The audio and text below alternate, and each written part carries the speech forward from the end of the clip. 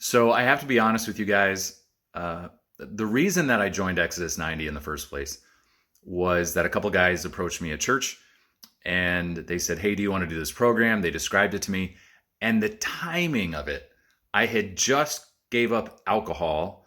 I was going on this big weight loss program. I was going to start working out. And here these guys propose this to me like, "Hey, for the next 90 days, we will help you be accountable, right? You got to work out regularly. You got to not eat between meals. There was fasting, there was abstaining. This sounded perfect for me in this program that I had in my head. The prayer and the other aspects of it weren't in on the front burner for me when I first started. I think what surprised me the most out of everything about Exodus 90 was really the fraternity aspect of it.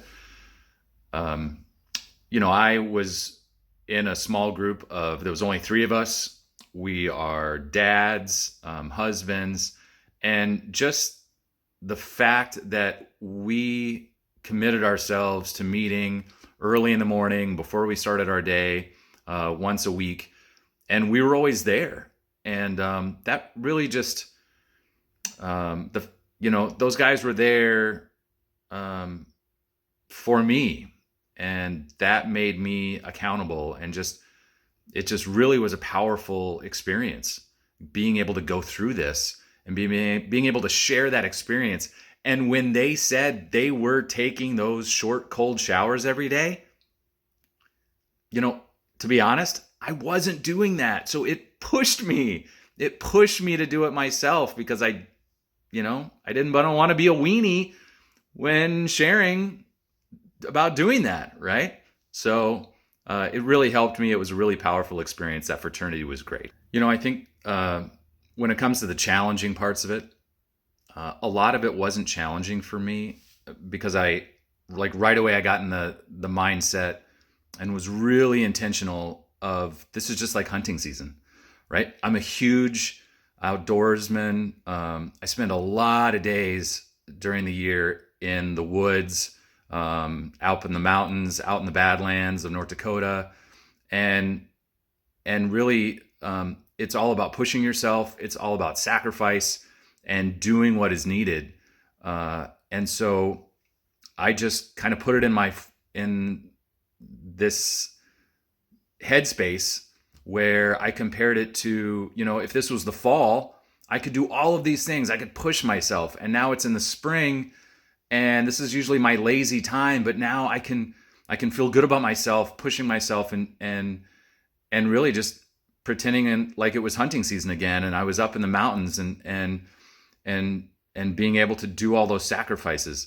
So that wasn't the hard part for me. Really the hard part for me was that daily holy hour, that taking the time for a full hour of prayer, working, wife, daughter, that was the biggest thing for me. I read scripture every day. I love going through the book of Proverbs and reading, there's 31 of them. So I love just going through that and reading, on the first day of the month, reading Proverbs 1, reading the second day of the month, Proverbs 2. So that's a regular thing for me. But man, sitting there for that holy hour was the biggest challenge, but also the biggest payoff, because I took the time to just sit and listen. I'm a big talker. My wife will tell you.